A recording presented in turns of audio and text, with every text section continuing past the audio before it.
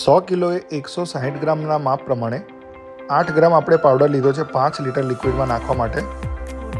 પાણી લેવાનું આશરે, એની અંદર તમારે પાવડર નાખી દેવાનો, એ ઇઝીલી ડાયલ્યુટ થઈ જશે, તમે જોઈ શકો છો. આ પાવડર પાણીમાં ડાયલ્યુટ થઈ ગયો છે. હવે તમારે આ જ મિશ્રણ તરત જ તમારા રેડીમેડ ડિશવોશ લિક્વિડ અથવા તો કોઈ પણ લિક્વિડ જે તમારે બનાવવું છે એમાં નાખી દેવાનું છે.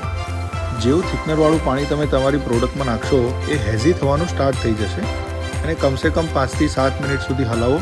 હાથથી હલાવશો તો પણ ચાલશે અને તમારી પાસે મશીન છે તો પણ ચાલશે. બસ હવે તમે તમારા લિક્વિડને મૂકી રાખો 5 થી 7 કલાક માટે. તમારું લિક્વિડ એકદમ ટ્રાન્સપરન્ટ અને જાડું થઈ જશે. તમે જોઈ શકો છો લિક્વિડ કેટલું જાડું અને ટ્રાન્સપરન્ટ બની ગયું છે. આ કોઈ પણ લિક્વિડમાં કામ કરશે, તમે કોઈ પણ લિક્વિડમાં યુઝ કરી શકો છો.